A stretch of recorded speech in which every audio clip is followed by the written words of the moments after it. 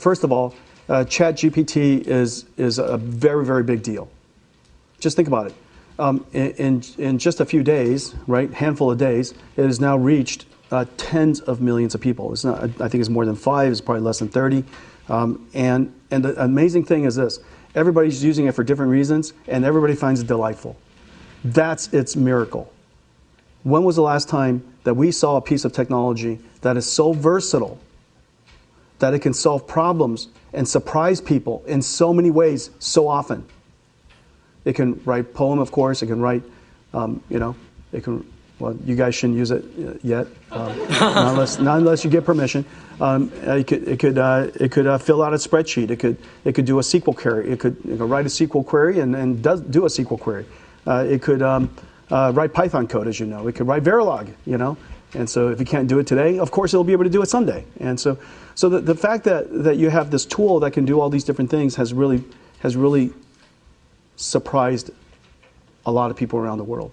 Now, for a lot of people in the industry that have been working on this, we've been waiting for this moment. This is the iPhone moment, if you will, of artificial intelligence. This is the time when all of the big ideas about mobile computing and all that, it all came together in a product that everybody just kind of, I see it. I see it. I can now use this as an API, and I connect it to a spreadsheet. I connect it to PowerPoint. I connect it to a drawing program. I connect it to a photo editing program. It'll make everything better. It'll make everything better. And so we now know that this is going to be a monumental impact on technology. And now the question is how quickly would the technology diffuse? And I think that the last 60 days kind of tells us something. The rate of technology diffusion could be quite high. For example, since ChatGPT came out, probably some 500 startups have already happened. And not only that, in about 2 weeks' time, they created applications that are really delightful and useful. In a couple of weeks' time. This is no different than when browsers were created and somebody, boom, overnight created, wrote JavaScript and bam, you've got a website that's really quite surprising. Or when the iPhone came out and all of a sudden somebody wrote something, took about a couple of weekends, and bam, they have a piece of software they can download from the App Store. And before you know it, it's something like Spotify. It's pretty amazing, right? And so these kind of, this is going to happen now. I think that's a foregone conclusion.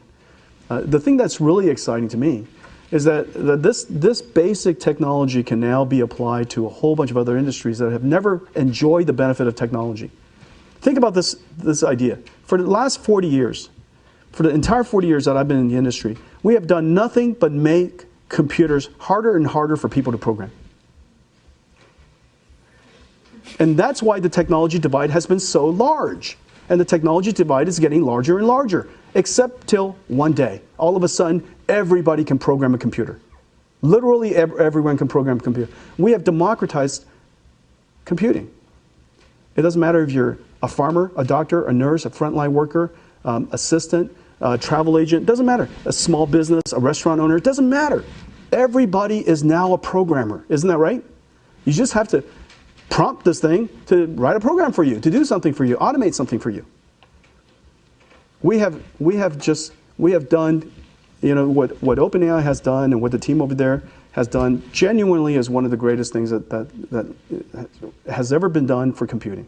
We have democratized computing in a very, very large way. And so I'm very, very excited about that.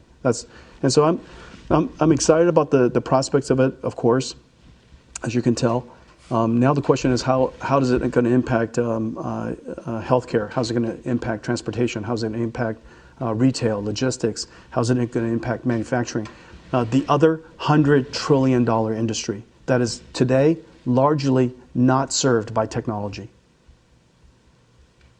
Computing industry is tiny compared to the world's industry. It's like $100 trillion. It's giant. And so we could do something now.